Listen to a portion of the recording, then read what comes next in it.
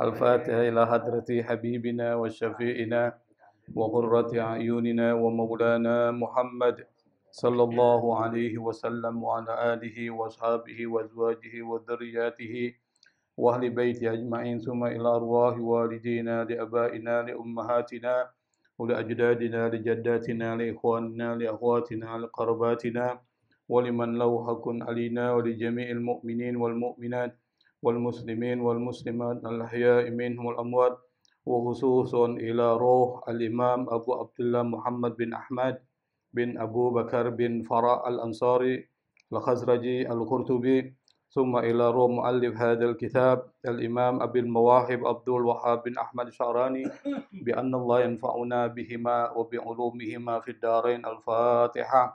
نعوذ بالله من الشيطان الرجيم. بسم الله الرحمن الرحيم. الحمد لله رب العالمين الرحمن الرحيم مالك يوم الدين إياك نعبد وإياك نستعين اهدنا الصراط المستقيم صراط الذين أنعمت عليهم غير المغضوب عليهم ولا الضالين آمين. Saya langsung baca aja ya, karena syair nih, kalau syair bisa bengkok-bengkok mulutnya. Bismillahirrahmanirrahim. Alhamdulillahi Rabbil Alamin. Allahumma salli wa sallim ala Sayyidina Muhammadin al-Fatihi lima ughliq wal khatimi lima sabaq nasiril haqqi bil haqq wal hadi ila siratikal mustaqim wa ala alihi wa ashabihi haqqa qadrihi wa miqdarihi al-azim. Subhanaka la ilma lana illa ma 'allamtana innaka antal alimul hakim wa la hawla wa la quwwata illa billahil aliyyil azim. Rabbi israh li sadri wa yassir li amri wahlul 'uqdatam min lisani yafqahu qawli amma ba'd. Pada kesempatan yang lalu kita sudah membahas terkait dengan persoalan himpitan kubur, termasuk orang-orang yang soleh pun terkena himpitan kubur, tetapi kemudian Allah akan selamatkan dari himpitan kubur tersebut. Nah, pada kesempatan pertemuan malam ini kita lanjutkan bahasan kita, babu ma yuqalu inda wad'il mayyiti fil qabri wal lahdi. Bab pembahasan ma yuqalu, tentang perkataan inda, pada saat atau ketika wad'il mayyiti, meletakkan mayit, fil qabri wal lahdi, di dalam kuburan dan di dalam tiang lahat. Rawa Ibnu Majah wa Tirmidzi bi isnadi hasanin anna Rasulullah sallallahu alaihi wasallam qala al-lahdu lana wasyaqqu li a'daina. Rawa artinya meriwayatkan. Siapa yang meriwayatkan? Ibnu Majah. Ibnu Majah ini adalah ulama pengumpul hadis. Wa Tirmidzi, termasuk yang meriwayatkan adalah Imam At-Tirmidzi dalam kumpulan hadis-hadis keduanya. Bi isnadin hasan, yang sanadnya, mata rantai perawinya itu hasan. Hasan itu artinya tidak terdapat celah, tetapi tidak sampai pada status sahih, itu hasan.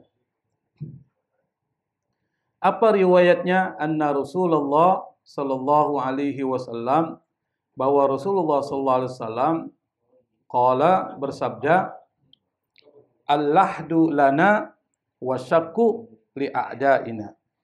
Tiang lahat itu buat kita, buat umat Rasulullah, wasyaqqu li a'daina, sementara syak itu adalah buat musuh-musuh kita, artinya bukan buat orang Islam. Nah, pembahasan pada kesempatan malam ini adalah tentang kuburan. Kuburan ini punya sejarahnya. Sejarah penguburan itu pertama kali adalah ketika terjadi pembunuhan Habil oleh Qabil. Yang Qabil ini kebingungan gimana caranya menangani jenazah saudaranya yang bernama Habil. Lalu kemudian Allah kirim satu ekor burung gagak mengajarkan kepada Qabil. Yang itu disebutkan dalam surat Al-Maidah. Surat Al-Maidah surat ke berapa itu? 5 ya. 5 dalam Al-Quran. Itu pada sekitar 4 halaman sebelumnya dari surat Al-Maidah. Di situ burung gagak itu saling berantem tuh. Sampai kemudian salah satu dari lawan burung gagak itu kemudian mati.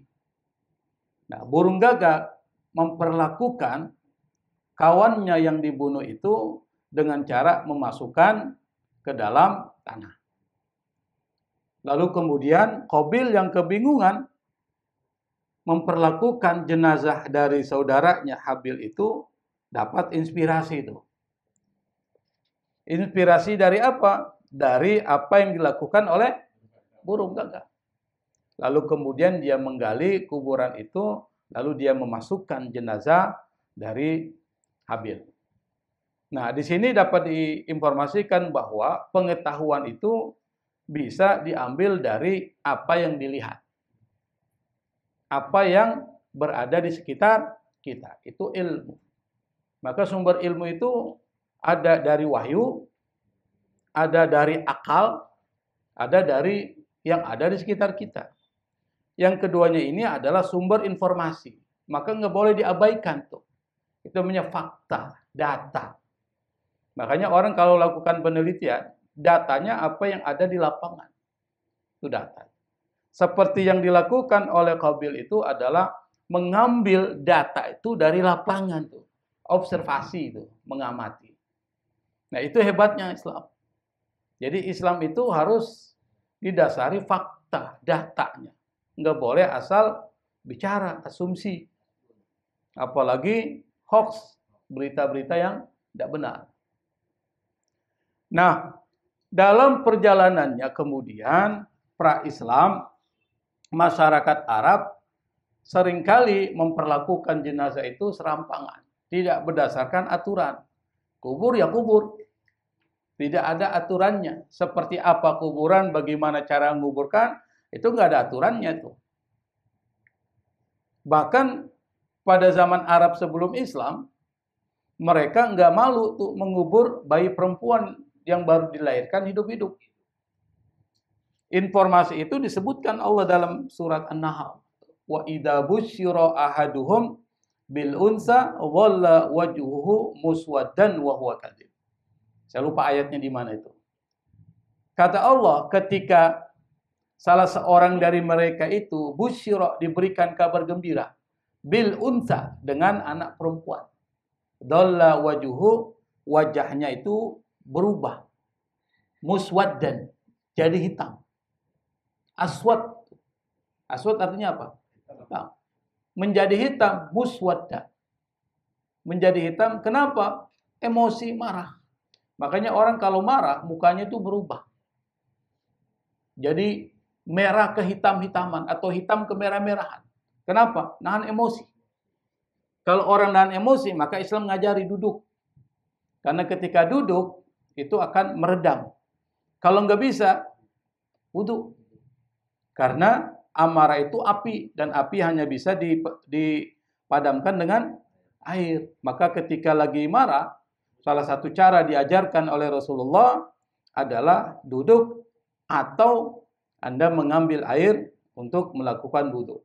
Pasti itu akan reda. Pasti itu. Kenapa? Dan itu banyak terjadi. Makanya kalau lagi emosi, tahan, duduk aja. Akan hilang. Tapi kalau diri, maka ini akan menggerakkan tangan. Ketika tangan bergerak, maka semua tenaga itu akan terkumpul di sini nih. Maka dipukul. Tapi kalau duduk, itu akan berkurang energinya. Coba aja Anda pukul dengan duduk. Bisa nggak? Beda dengan berdiri. Kurang ada tenaga kalau duduk. Tapi kalau berdiri, semua tuh terkumpul tuh di sini sampai di sini sampai di sini. Wah, beda itu. Nah, itu yang diajarkan oleh Islam. Nah, ketika Islam datang, dibenahi tuh cara penguburan yang itu dibahas dalam kitab fikih. Kita mungkin nggak bahas, tapi dalam kitab fikih itu diajarkan tuh tentang persoalan jenazah, yaitu bab ad-dafnu, yang itu nanti masuk di Zubdah. Kitab Zubdah nanti setelah selesai membahas tentang, kemarin kita bahas tentang sholat, maka nanti kita akan bahas tentang cara melakukan penguburan. Nah, di sini Islam memperkenalkan cara penguburan yang sederhana, egaliter, penuh penghormatan. Maksudnya apa? Sederhana, setara, penuh penghormatan terhadap jenazah. Yang membedakan dengan siapa? Dengan agama lain. Agama lain, Kristen mahal, pakai jas, mahal jas tuh, pakai sepatu, pakai dasi, pokoknya lengkap semua, mahal itu. Islam pakai apa? Kain kapan, murah, murah Islam, itu sederhana. Sama, apakah orang kaya, orang miskin, pejabat, bukan pejabat, kalau meninggal pakai kain kapan, sama aja.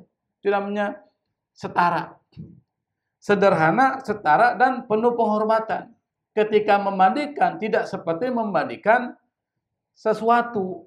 Seperti mobil, dimandikan ini biasa aja. Tapi ini rapi, sambil dibaca.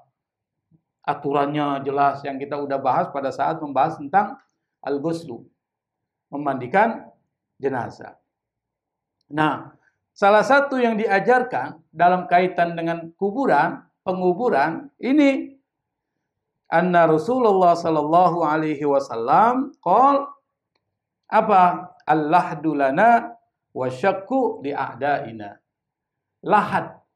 Jadi tiang lahat itu dari bahasa Arab, lahat. Adalah khusus buat kita umat Islam. Sementara syak kuburan yang di tengah-tengahnya itu dikasih ceruk tuh. Dia kan begini kuburan ya, digali. Kan begini nih. Nanti dikasih ceruk di tengah-tengahnya. Itu namanya syak. Kalau lahat, begini. Pinggirannya dikasih. Nah, itu namanya lahat. Bisa dipahami nggak tuh?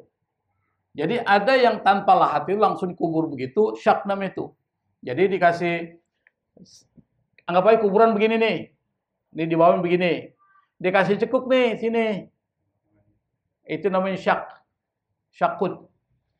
Ada yang begini, kasih lengkuknya di sini, pinggiran. Lahat. Orang Islam yang mana? Yang itu tadi lahat tuh. Hampir semuanya lahat. Maka nanti lubang yang digali untuk lahat itu adalah dibuat rongga di dinding liang tuh, menghadap kiblat. Tuh satu. Dan itu adalah sunnah. Tapi dengan syarat, kuburan itu harus tanah yang stabil. Tanah yang keras. Kalau tanahnya enggak stabil, kan bisa ambles. Maka kalau ada tanah yang seperti itu, pakainya syak. Boleh dalam keadaan darurat. Tapi dalam keadaan normal, tanahnya kuat, tanahnya stabil, tanahnya keras, maka disunahkan pakai al-lahad. Makanya hampir semua kuburan orang Islam itu lahat itu. Tiang lahat. Kenapa? Karena ada dalilnya itu. Al-lahdu lana wa syakku li a'daina. Sementara asyakku itu adalah lubang digali vertikal lurus ke bawah tanpa ceruk ke samping. Jadi kita tadi yang saya sebutin. Langsung aja diuruk tuh. Nggak tahu kalau di Saudi gimana, belum pernah saya lihat. Apa lahat atau langsung. Tapi kalau agama lain nggak pakai lahat ya. Langsung aja dimasukin petiknya. Tapi agama Hindu dibakar. Terus abunya disimpan atau dibuang ke laut. Nah, itu salah satu tidak menghormati jenazah itu. Kalau kita agama Islam menghormati jenazah. Nah, posisi jenazah yang menggunakan asyakku kuburan itu langsung diletakkan di dasar lubang lalu ditimbun tanah itu. Kalau yang al-lahad dikasih ke pinggir lalu ditutup dengan papaan. Nah, itu yang paling afdol, yang paling utama. Tetapi kalau jika tanah itu tidak memungkinkan, maka boleh kita menggunakan asyakku. Bisa dipahami ya? Oke. Wa ansyadu itu artinya bersenandung. Ansyada. Maka muncul kata munsyid. Tuh. Kadang-kadang orang nulisnya salah. Munsyid, bukan munsyid. Munsyid pakai dal. Ini dari kata ansyada yunsidu fahuwa munsyid. Orang yang menyenandungkan namanya munsyid. Kalau bersenandung ansyada. Di sini karena banyak wa ansyaduhum, ansyadu mereka bersenandung. Maksudnya membacakan syair. Nah, syairnya agak susah. Apa syairnya? Da'u khaddi ala lahdi da'uhu wa min afari turabi fawassiduhu. Biasanya orang bacanya begitu tuh. Wa syakku anhu akfafan riqaqa wa fir ramsil ba'idi faghayyibuhu walau absartumuhu idan qadat sabihatu thalisin la taraktumuhu wa qad sa'alat nawadiru muqlatihi ala wijnatihi wan faddafuhu wa nadahu al-aliyyu hadha fulanu alummu fanduru hal ta'rifuhu habibakum wa jarakum al-mufadda taqadama aduhu fanasitumuhu. Biasanya begitu. Jadi ada ilmu namanya ilmu arut. Ilmu arut itu adalah ilmu yang mengukur irama-iramanya itu. Rhyme, kalau dalam bahasa Inggris rhyme. Irama itu rhyme. Ritme. Itu ada iramanya. Jadi nggak sembarangan tuh. Orang-orang yang belajar arut itu biasanya orang-orang yang sudah tingkat tinggi. Kita nggak pernah tuh belajar ilmu arut ngapain. Kenapa? Nggak ada manfaatnya buat kita. Kalau ilmu nahu ada manfaat, tetapi setengah mati. Yang sudah sepuh-sepuh setengah mati belajar. Apalagi yang begini-begini, mau belajar nahu sorok, berak-berak. Kalau masih kecil, kalau semangat sih nggak apa-apa sih. Tapi kalau masih muda, itu masih bisa tuh. Nah, sekarang kita artikan ya. Sedikit-sedikit ya. Do'u itu dari kata wado'a. Meletakkan. Do'u. Wado'a, do'. Letakkan. Do'u, kalian. Do'u khaddi, letakkanlah. Khaddi, ini apa ini khaddi sini? Pipi ya. Letakkan pipiku ala lahdi do'uhu. Di tiang lahatku. Letakkanlah dia. Do'uhu wa min ufarit turabi fawassiduhu. Dan dari debu ufar itu debu, at-turab tanah, fawassiduhu, taburkan tuh. Makanya orang kalau meninggal ditaburkan tuh. Di sini nih. Pakai tanah. Wa syakku anhu akfanan riqara, kemudian buka kain kafannya sedikit tuh, kain kafan yang riqaq, itu yang tipis. Wa fi ramsil ba'idi faghayyibuhu. Ramsi itu artinya kuburan. Itu bahasa Arab tinggi nih. Ramsi itu artinya fi qabri. Dan di dalam kuburan yang paling dalam, faghayyibuhu, sembunyikanlah itu.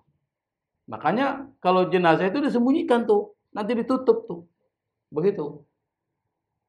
Falau absartumuhu idan fadat, seandainya engkau melihat dia apabila berlalu sabihatu thalitsin, pagi hari yang ketiga, la taraktumuhu, engkau pasti akan meninggalkan dia. Artinya apa? 3 hari udah lupa sama dia. Kalau orang sudah meninggal, 1 hari masih ingat, 2 hari mulai hilang. Makanya kenapa kita ada takziah sampai 3 hari? Supaya untuk menghilangkan kesedihan dia. Karena kalau orang masih 1 hari ketinggalan orang yang dicintainya, itu masih teringat. Datanglah kita takziah, gembira dia. Senang dia. Kenapa? Ada yang nemenin. Tapi takziah kita bukan cuma sekedar datang, tapi kita baca doa. Kalau orang-orang Muhammadiyah dulu, itu nggak pakai tahlilan, duduk aja. Ngobrol-ngobrol. Menghibur dari orang yang meninggal. Orang kalau diajak ngobrol, kira-kira lupa nggak sedihnya? Lupa tuh. Takziah tuh. Pas tamu pulang, ingat lagi. Sedih lagi. Besok, datang lagi kita. Hilang lagi sedihnya. Terus yang ketiga, hilang lagi sedihnya. Setelah itu mulai hilang. Dan seperti tidak terjadi apa-apa. 3 hari itu. 3 hari ini menggambarkan jumlah jamak tuh. Yang saya jelaskan pada pertemuan malam Senin. Orang Arab itu menggunakan 3. Mufrad, musanna, jamak. 1, 2, 3. Lebih dari 2, 3. Lebih dari 2, jamak. Kalau kita enggak orang Indonesia, lebih dari 1 jamak. Beda. Kalau orang Arab, lebih dari 1 belum tentu jamak. Bisa musanna 2. Tapi lebih dari 2, jamak. Setelah 2, berapa? 3. Itu minimal. Minimal dari bilangan di mana jumlah banyak itu. Nanti setelah itu dianggap tidak ada batasan maksimal. Minimalnya 2. Minimalnya 3. Maka disebut yang ketiga. Ketika zikir, sunahnya 3 kali. Membasuh apa lagi? Anggota badan pada saat wudhu, berapa kali? 3 kali. Kenapa enggak 4? 3. Kenapa? Batas jumlah banyak itu minimalnya 3. Itu maksudnya itu. Maka disebutkan di sini idzan fadat sabihatu. Sabihah itu subuh waktu pagi. Yang ketiga la tarabtumu, engkau pasti akan meninggalkan dia. Wa qad sa'alat, wa qad itu artinya sungguh. Sa'alat bertanya, mempertanyakan apa? Nawadiru muqlataihi, pandangan-pandangan mata. Muqlah itu ainun. Ini bahasa Arab tinggi. Kalau syair-syair itu bahasa Arabnya tinggi-tinggi. Kata mata dalam bahasa Arab kita sebut apa? Ainun. Tapi di sini gunakan bukan ain, muqlah. Muqlah itu mata. 2 mata, muqlatani. Di sini muqlataihi. 2 matanya. Keren nih bahasanya. Ala wijnatihi wan fadha fuhu. Di pelipisnya di sini nih, di pipinya wan fadha fuhu. Lalu kemudian mulutnya pun terbuka. Wan fadha itu terbuka, fu mulut, fam. Kita bilang famuhu mulut, tapi sini pakai fuhu. Berarti tinggi tuh bahasa Arabnya. Wanadahul aliyu, yang maha tinggi menyeru kepada dia, hada fulanun, ini orang nih. Halummu, mari, fanduru, lihat. Hal ta'rifuhu, apakah engkau tahu sama orang ini? Habibakum, kekasihmu, wajarakum al-mufadda, tetanggamu yang ditebus, maka disebut al-mufadda, fida. Maka kalau kita doa itu buat jenazah, buat mayit, kita bilang fidaan lahum minan nar. Jadi yang kita baca tuh dari tahlil, tasbih, tahmid, selawat, baca Quran supaya jadi tebusan. Tebusan apa? Tebusan buat orang yang sudah meninggal itu dari api neraka. Bisa nggak? Bisa. Karena dalam kitab Al-Mawa'iz Al-Usfuriyah, saya pernah ngajar kitab itu ada satu cerita. Yang cerita itu ada seorang anak kecil yang memang memiliki kasyaf. Kasyaf itu artinya dia mampu mengetahui sesuatu yang nggak diketahui orang. Jadi terbuka itu. Namanya kasyaf. Salah satu orang yang dicintai oleh Allah, dia mampu mengetahui sesuatu yang nggak diketahui orang. Disebut dengan kasyaf atau mukasyafah. Tiba-tiba dia langsung menangis tuh. Kenapa? Karena pada saat ketika dia melihat ada orang tuanya sedang disiksa di dalam kubur. Karena dia bisa lihat itu. Lalu kemudian ada seorang kebetulan sedang bertamu di situ. Satu meja dengan dia. Lalu dia baca La ilaha illallah, la ilaha illallah sebanyak sampai 10.000 kali. Lalu dia bilang, hadat tahlil uhdihim fida'an lahum minan nar. Ini bacaan tahlil saya hadiahkan buat mereka untuk tebus dari siksa azab kubur tadi. Bahasanya seperti siksa neraka lah. Fida'an minan nar. Itu anak itu langsung lihat kepada apa yang terjadi pada orang tuanya. Setelah itu dilepaskan dari siksaan tersebut. Artinya apa? Apa yang kita baca tahlilat itu bukan dongeng, bukan praktek biasa. Itu bagian dari pertolongan kita kepada yang sudah meninggal tuh. Jadi jangan anggap tahlilan biasa itu. Makanya kita rutinkan, bukan cuma tahlilan. Susunannya seperti itu. Itu memang disusun para ulama, tapi kita fokus saja, kita baca Al-Fatihah saja, kita kirimkan sebagai fida'an lahum minan nar, atau baca tahlil 100 kali, 200 kali. Kita kan gabung tuh. Tahlil, apalagi tasbih, yasinan, Quran, semuanya kita sediakan itu. Lengkap banget itu. Padahal kalau kita misalnya dalam keadaan sendirian, bisa tahlil 100 kali, 1000 kali, kita bilang, tahlil saya baca ini hadiah sebagai tebusan buat yang sudah meninggal. Bisa. Atau baca Quran. Baca Quran, habis baca Quran, niatin. Saya baca Quran ini, saya hadiahkan pahalanya buat siapa. Meskipun satu halaman. Kalau saya rutin, saya hadiahkan. Ila arwahi walidina, buat orang-orang tua kita, yang kita nggak kenal kan. Minal mu'minin wa mu'minat sama. Kemudian baru khususun ila arwahi siapa baca. Rutin tuh. Mana lagi tuh? Taqadama ahduhu fanasituhu. Maka kemudian masa itu berlalu, lalu kalian melupakan hal tersebut. Nah, kalau kita lihat dari syair ini ada pesan moral ya. Apa pesan moralnya? Biasanya orang itu mudah melupakan orang. Ketika hidup, dia bersama. Bahkan ada bilang, sehidup, semati.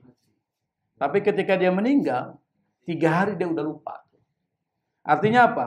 Mudah melupakan orang yang sudah meninggal. Meskipun baru beberapa hari dikubur. Disebutkan batas minimal dari hari yang banyak itu 3. Satu. Kedua, manusia itu munafik seringkali. Ketika meninggal, dia ratapi. Dia ratapi, dia sedih, tetapi cepat lupakan.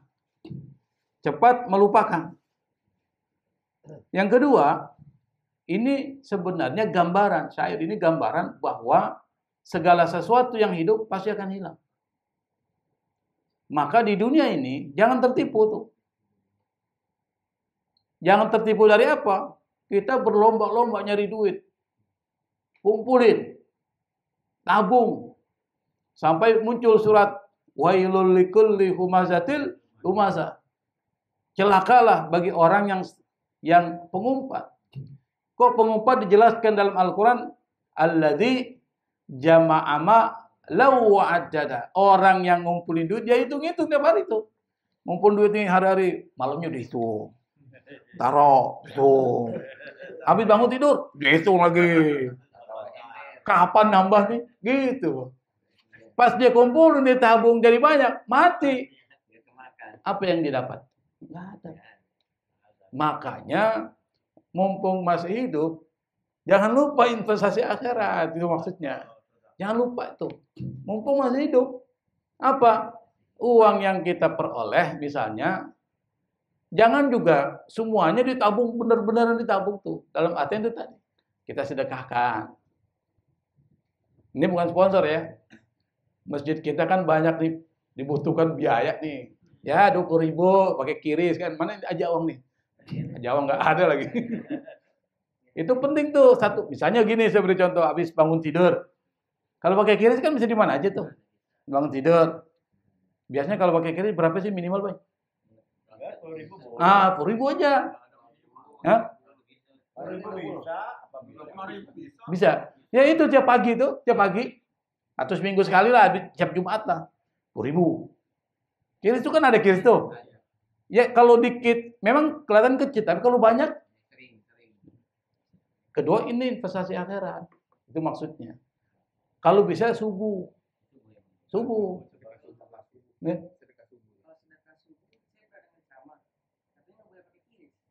Wah, siapa bilang nggak pakai kiris? Pakai keris kali. Pakai keris. Jadi gini, yang namanya sedekah itu sesuatu yang kita berikan sampai kepada yang bersangkutan. Pakai apa? Bisa pakai rekening, pakai e-banking, bisa langsung transfer, bisa pakai kiris itu kan bagian dari e-banking, transfer. Sama, cuma lebih mudah. Kalau pakai ini kan harus ketik dulu apa namanya itu rekeningnya. Kan begitu. Kalau pakai kiris kan ngetik password, selesai. Enggak, itu teknis. Ya namanya teknis.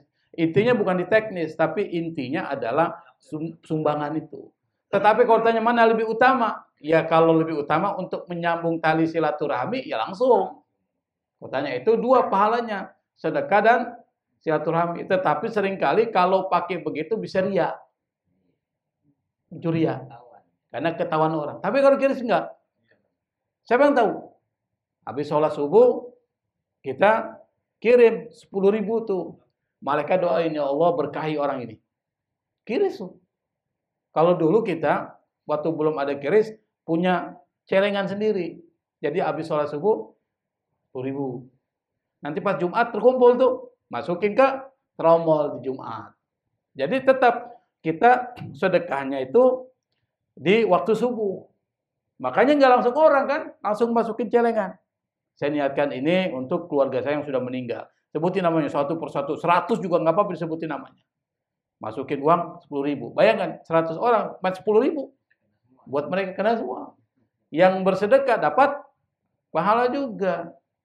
Kumpulin tuh. Nanti pas udah selesai hari Jumat, pagi kan kita ada tromol nih. Masukin aja semua itu suruh. Pahalanya besar. Makanya harus cerdas. Hidup ini harus cerdas. Cerdasnya apa? Mumpung masih hidup, apa yang kita lakukan semua harus nilainya kebaikan. Itu yang namanya cerdas. Hah? Nggak apa-apa. Yang penting niat kita udah sedekah. Apa itu? Maksudnya panitia apa? Iya, ini yang bagian apa sih? Jumat itu. Oh, diumumkan. Ya kalau di trombol nggak mungkin diumumkan ya. Iya, kan artinya kan diumumkan di amplop nih dari si hamba Allah. Iya. Itu gimana ini? Bedanya? Nggak ada masalah sebenarnya. Jadi misalnya jangankan hamba Allah, sebut nama juga nggak apa-apa. Yang penting itu nggak ria. Ini dari Fulan bin Fulan, sebut aja. Tapi kita nggak ria. Tuh, gue yang nyumbang tuh. Nah, tuh ria tuh. Artinya dia banggain. Jadi sebenarnya itu soal hati aja. Misalnya dia sumbang 100.000, tapi ingin dibanggain, ria. Dia sumbang 2 juta, tapi dia nggak ria. Disebut aja nama. Nggak apa-apa disebut nama itu. Pertama, motivasi orang. Sebut nama motivasi yang lain. Yang kedua, tergantung hati. Ini soal ria itu amalan hati. Kalau ria itu penyakit hati. Jadi kalau kita memang sudah benahi itu, hati kita insya Allah nggak akan ria. Kalau yang nyumbang, ada namanya dari hamba Allah. Tapi Fatihah itu dulu buat almarhum orang juga kena. Nggak apa-apa. Jadi dan bagusan memang begitu. Kita nyumbang, niatin buat yang sudah meninggal. Pahalanya dapat yang nyumbang, tidak dikurangi sedikit pun. Yang sudah meninggal dapat manfaat. Itu namanya cerdas. Kalau cuma diri sendiri aja nggak cerdas tuh. Jadi setiap nyumbang itu di tromol meskipun puru bilang aja buat orang tua saya yang sudah meninggal dunia, keluarga saya semuanya dan semua orang-orang beriman yang sudah meninggal dunia. Tuh. Termasuk yang beriman juga sebutin. Supaya mereka dapat manfaat dari sedekah kita. Nah, itu yang pertama ya. Yang kedua, syair lagi. Kalau syair saya nggak suka ini. Capek bacanya. Wa al-hadu mahbubahum wantanu wa hammuhum tahsilu ma khallafa wa ghadaruhu musliman mufrada fi ramsihi rahnan bima aslafa wa lam yanalhu min jami'il ladzi ba'a bihi ukhrahu illa lahafa. Wa al-hadu, al-hadu itu memasukkan jenazah ke dalam tiang lahat, artinya menguburkan. Siapa? Mahbubahum, kekasih mereka, yang mereka cintai, yang mereka kasihi. Setelah mereka nguburin, wansanu, wansaruhu, mereka pun kemudian pergi. Wahammuhum, sementara keinginan mereka itu apa? Tahsilu ma khallafa, mendapatkan apa yang ditinggalkan orang yang meninggal. Apa itu? Warisan. Itu syairnya bilang gitu. Wa ghadaruhu, mereka meninggalkan dia musliman dalam keadaan pasrah. Enggak berdaya, orang kalau udah meninggal enggak berdaya, Pak. Mufradan, sendirian. Mufrad itu sendiri. Fi ramsihi, dalam kuburannya, rahnan bima aslafa, menggadaikan apa yang dia tinggalkan. Apa? Yang dia tinggalkan itu digadaikan. Walam yanalhu min jami'il ladzi, dia tidak dapatkan apapun dari semua alladzi ba'a bi ukhrahu, yang dia sudah jual akhiratnya, illal lahafa, kecuali yang dia dapatkan apa? Lahafa, kain kapan. Tuh. Diingatkan tuh. Anda kalau meninggal, yang Anda bawa apa? Kain kapan. Itu pun kain kapan akan rusak oleh cacing tanah, rusak oleh waktu. Makanya sekali lagi, cerdas hidup. Jangan cari uang habis-habisan. Yang nikmati siapa? Ahli waris. Anda menderita di alam kubur. Makanya harus berimbang. Tinggalkan juga buat ahli waris supaya tidak menderita. Anda pun senang bahagia, Anda harus banyakin sedekah.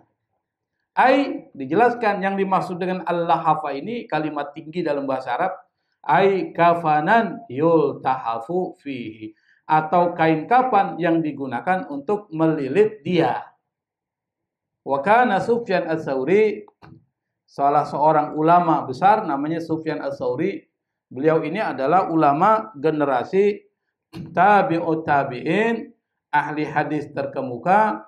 Beliau disebut dengan Amirul Mukminin fil hadis, artinya orang yang sangat cerdas dan termasuk pemimpinnya para ulama hadis. Dan dia termasuk seorang ulama fikih yang mendirikan mazhab Ats-Tsauri. Jadi ada mazhab Syafi'i, ada juga mazhab Ats-Tsauri, At-Tabari, Auza'i. Tapi tiga mazhab ini hilang. Tidak ada pengikutnya, tidak ada yang menyebarkan mazhab ini, hilang. Yang bertahan 4. Apa? Di dalam Sunni itu Hanafi, Maliki, Syafi'i, Hambali. Kenapa bertahan? Karena mereka diperkuat fondasi mazhabnya oleh para murid-muridnya. Kedua, kekuasaan membackup dia.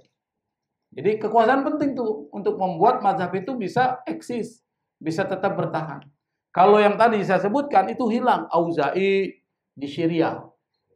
Kemudian Ats-Tsauri hilang. Dan yang berikutnya At-Tabari itu, yang nulis tafsir At-Tabari itu. Dan nulis sejarah At-Tabari, termasuk dia punya mazhab At-Tabari. Nah, Sufyan Ats-Tsauri, seorang ulama, dia punya karamah. Nah, salah satu karamahnya ini ada disebutkan dalam kitab Syiaru A'lam An-Nubala, karya Imam Az-Zahabi, dan juga kitab Hilyatul Auliya, karya Abu Nuaim Al-Asbahani. Kitab ini kitab yang biasa dikutip ya, termasuk Imam Al-Ghazali juga mengutip ini. Apa?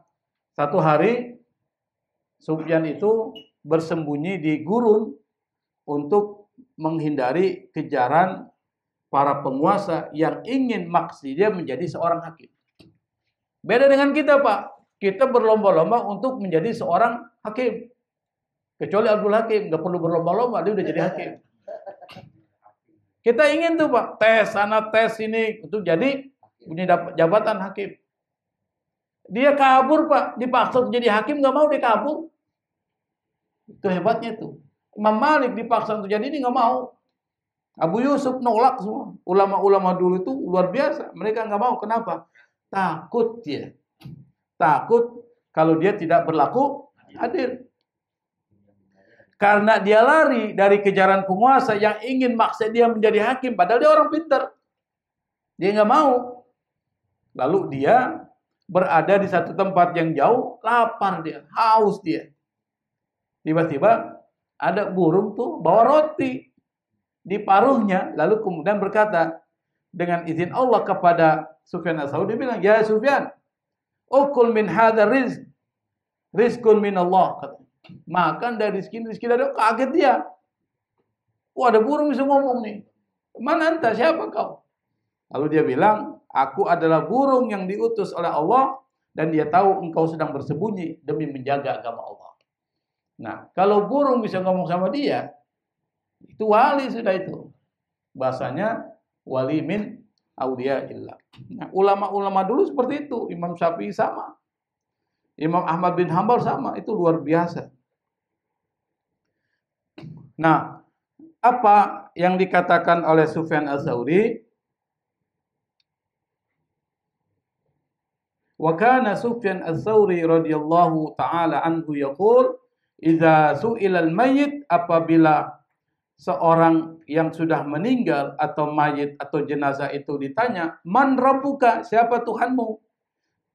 Tazayya lahu syaitanu fi surati, maka kemudian setan muncul menyerupai wajahnya, fayushiru ila nafsi, lalu dia bilang, dia tunjuk kepada dirinya, ini ana rabbuk, saya adalah Tuhanmu. Kalau dia bilang iya, maka di situ dia keluar dari Islam. Yang disebut dengan murtad. Dan itu di akhir kehidupan dia pada saat sakaratul maut. Yang sudah kita ceritakan, setan itu muncul di akhir-akhir itu. Dari awal kita hidup sampai kita mau meninggal, setan gak pernah capek menggoda kita. Di awal kita digoda tuh, diganggu, dari masa kecil aja sudah diganggu oleh jin-jin itu. Makanya ketika seorang bayi itu lahir, diazankan. Itu untuk apa? Menghindari gangguan jin, karena jin takut dengan azan. Kalau kita masuk rumah kosong tuh, azanin setiap kamar. Kenapa? Jin takut tuh dengan azan tuh. Kabur dia. Makanya diazankan supaya apa? Ini jangan diganggu oleh setan, karena setan tuh ganggu. Makanya doa kita apa? U'idzuha wa dzurriyyataha minasyaitonir rajim. Seperti ketika Maryam ini dilahirkan. Orang tuanya bilang, ya Allah, saya melahirkan bukan laki-laki. Nazar saya laki-laki untuk mengabdi di mihrab.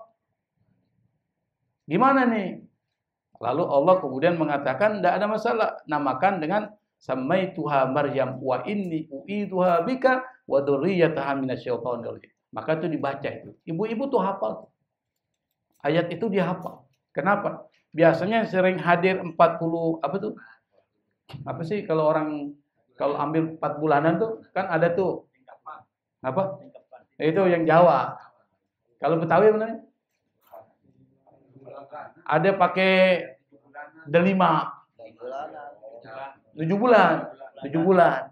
Itu biasanya bacaan-bacaan itu tadi surat Al-Imran tuh. Yang di situ ada kalimat inni u'idzuha bika wa dzurriyyataha minasyaitonir rajim. Jadi minta perlindungan dari masih ketika dia dilahirkan aja itu udah diganggu sampai dia mau meninggal tuh setan. Yang perlu kita contoh dari setan itu keuletannya, kegigihannya.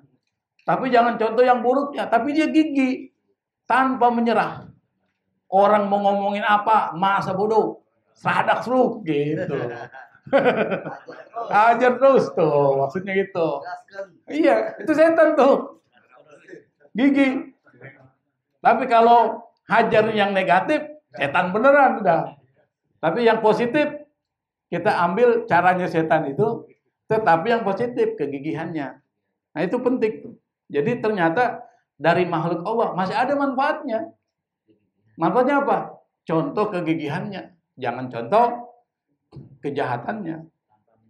Tanpa pantang menyerah itu penting tuh. Serang terus, serang. Serang terus. Emangnya apa sih? Nah, lanjut ya. Kita lanjut ya. Qalal ulama'u, berkata para ulama, wa min huna, dari sini kana Rasulullah sallallahu alaihi wasallam, Rasulullah yad'u, berdoa, idza akhadhu fi taswiyatil lahdi 'alal mayit, ketika mereka mulai meratakan lahat terhadap jenazah itu, apa doanya? Allahumma ajirha minasyaiton. Ya Allah, lindungi dia dari setan. Wa min adzabil qabri, lindungi dia dari azab kubur. Wasabbit indal mas'alah, dan kuatkan, teguhkan dia ketika ditanya. Kuatkan apa? Mantiqoha, ucapannya, mantiq. Natoko itu ucapan. Waftah abwabas samai liruhika, bukakan pintu-pintu langit untuk ruh. Maka kalau kita doa itu, salah satu doanya apa? Allahumma ftah abwabas sama liruhi, supaya terbuka. Kenapa? Karena ruh melakukan perjalanan tuh. Kalau orang kafir ditendang langsung. Belum sampai lagi pertama sudah dihempaskan. Tapi kalau rohnya orang beriman, dibawa dengan kain sutra dari surga tuh. Kita pernah belajar tuh. Dibawa ke langit satu.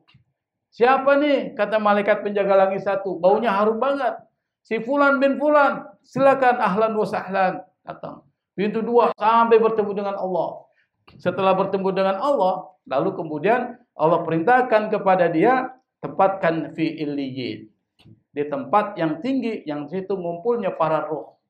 Setelah dia ditanya nanti. Ini kan roh itu nanti dikirim kembali untuk ditanya dalam kubur. Setelah selesai, dia bisa bersenang-senang dengan roh-roh yang lain. Maka disebut dengan alam arwah, alam roh, alam barzakh. Mereka bisa lihat kita, kita nggak bisa lihat mereka. Itu bedanya. Nanti insya Allah Anda pun akan masuk ke alam barzakh. Nanti bisa melihat kita yang lagi belajar sini. Wah, ini hakim nih, belum mati-mati deh. Panjang umurnya dia. Nah, falau lam yakuni syaitanu hunaka, kalau seandainya tidak ada setan pada saat ketika di sana itu, lama da'a Rasulullah, Rasul pasti nggak akan berdoa tuh. Lil mayyiti, kepada mayit, ayyujirahu minasyaiton, supaya dilindungi dari setan. Artinya apa? Hadis ini mengatakan doanya Rasul, Allahumma ajirha minasyaiton, itu pada saat ketika kita berada di alam kubur, itu lagi diganggu juga dengan setan. Setan menyerupai wajah yang ketika man rabbuka, tunjuk nih. Ana rabbu. Oh, nih. Dan dia menyerupai wajah seseorang. Ini Tuhanmu. Kalau dibilang, oh iya, udah. Kalau dia nunduk, mengangguk, wah, selesai sudah dia. Nah, itu maksudnya. Maka Rasul dan kita juga kalau seandainya memasukkan jenazah ke dalam tiang lahat, kita doa, ya Allahumma ajirha minasyaiton wa min adzabil qabri wa sabbit indal mas'ala mantiqaha wabta abwabas sama' li ruhiha. Jadi gitu doanya juga. Saya nggak tahu ya kalau orang yang nguburin itu apa doa begitu enggak tuh.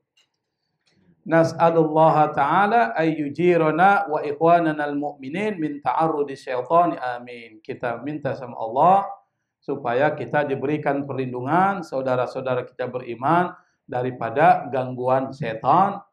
Amin ya rabbal alamin. Saya pikir kajian kita sampai di sini ya, sudah pas jam 20:50. Insya Allah pertemuan yang akan datang kita akan bahas tentang bagaimana setelah penguburan, apa yang kita lakukan. Di sini disebutkan kita berdiri atau diam sejenak dekat kuburan, lalu kemudian mendoakan mayit untuk diteguhkan ketika ada pertanyaan. Itu namanya talqin al-mayyit ba'da dafni. Jadi sebenarnya bukan talqin itu bahasanya. Kalau talqin sebelum meninggal. Tapi namanya tasbit. Tasbit. Tasbit itu meneguhkan supaya ketika ditanya dia mampu jawab tuh.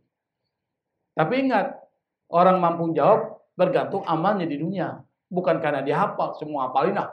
Nanti kalau saya tanya saya udah hafal. Enggak juga itu. Kalau memang banyak masalah dia lupa juga itu. Mau contekan, bagus gini. Mana buka? Allahu Rabbi, percatekannya sini. Hakim Jawa. Hakim